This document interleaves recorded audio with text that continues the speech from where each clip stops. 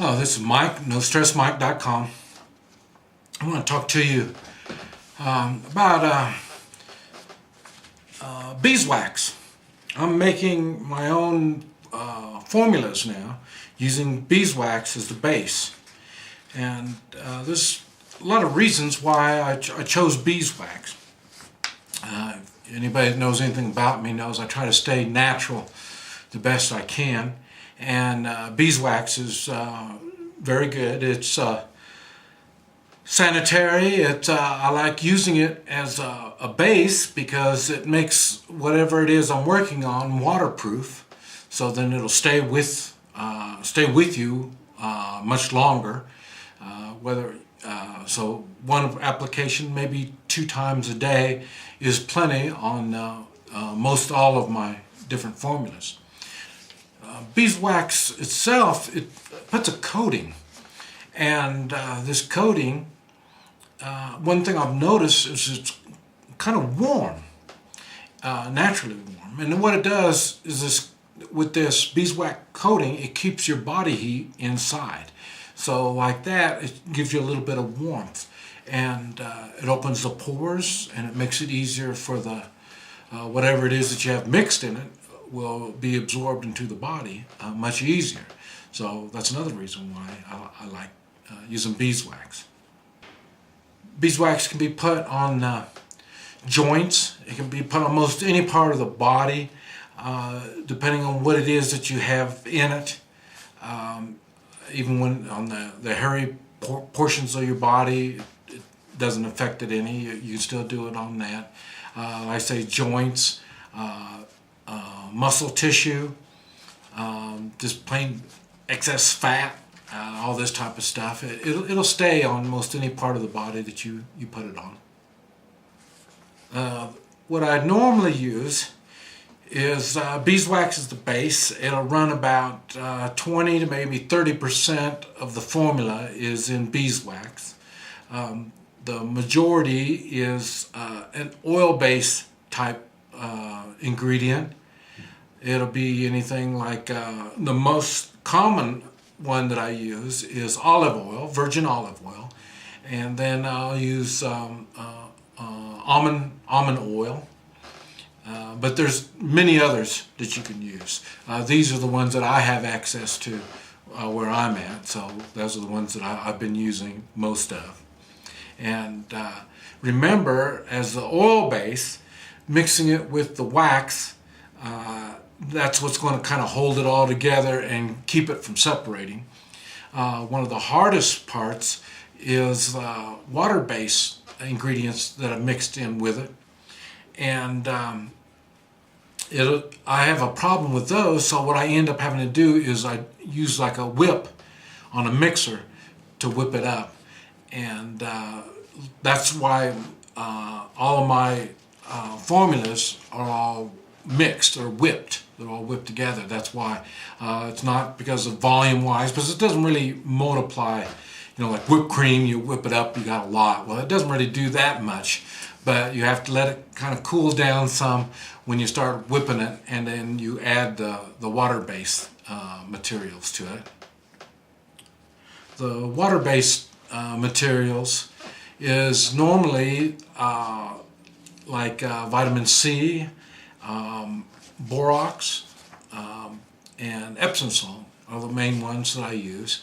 They're water-based, and like I say, my basic portions is I do everything 1 part this, 2 parts that type of stuff, and it's usually about 1 ounce is what I work on. So then it'll be like 1 ounce of beeswax, maybe 2 ounces of olive oil, 1 ounce of almond oil, and then I use like 1/2 ounce of water, usually purified water, and then I'll add the vitamin C, borax, you know, Epsom salt, depending on what it is that I'm making, what I'm whipping up on. One of the, and then when you whip it up, it stays together. It doesn't separate. When I first started doing it, I just tried to stir it up, and then after it cooled down, you could see the water was in there, so it didn't work. You really have to whip it. Okay, one of the formulas I use is the beeswax and then castor oil. And then I'll put some Epsom salt with it. And what I do is I have my patients rub it on their intestines, their stomach.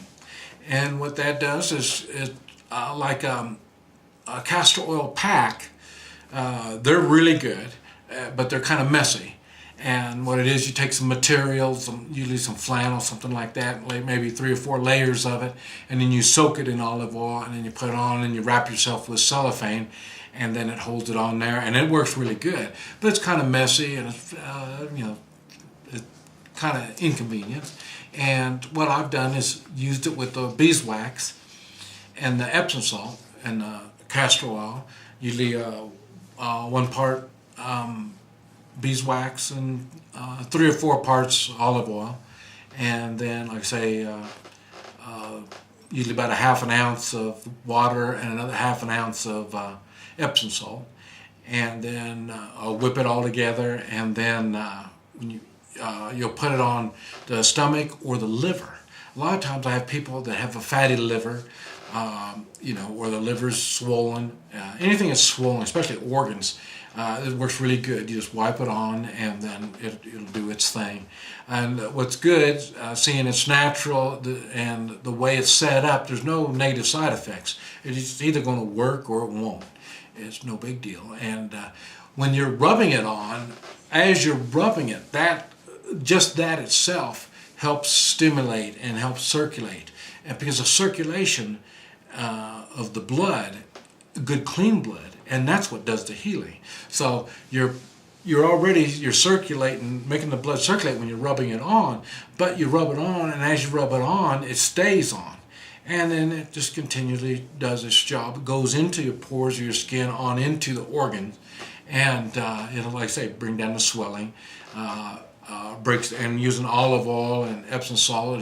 Epsom salt's known for its capability of taking out toxins, and so between the olive oil and the Epsom salt, it'll start breaking down the toxins, whether it's grease or just whatever kind of toxin it is. It'll start breaking it down and make it easier for your body to get rid of it, and so it works really well.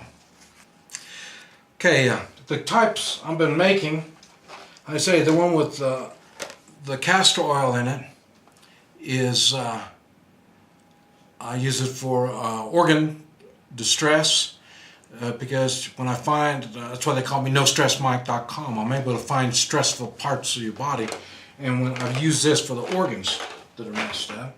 I've got a really good one here. It's for sinuses. And it's a sinus rub is what it is. And what you do is you take a little bit of it and you just put it on your nose like that. And it leaves this residue of wax and olive oil and all different types of ingredients. And therefore the wax and the olive oil kind of catches the what do you call it? Debris in the air, whether it's pollen, dust, or whatever. It kind of catches it, so it all doesn't have to go inside your the hairs of your nose and your sinuses to filter it out. It catches a lot of it right there at the start. So, and it's anti-fungus, anti-bacteria type stuff. And so then when you put it on, it not only catches everything, when you go to blow your nose, it's soothing for your nose. As you know, when your got sinus problems or you're sick or something, you keep blowing your nose gets real sensitive and real painful to blow.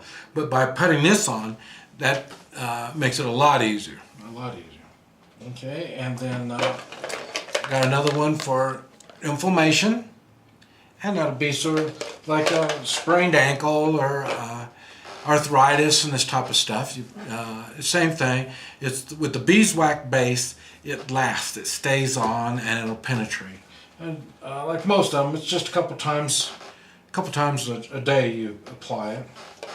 And then just for the fun, well, since I started doing it, And I've had such good luck with it, I just went on and started making some lip balm too to kind of keep everything all nice and moist.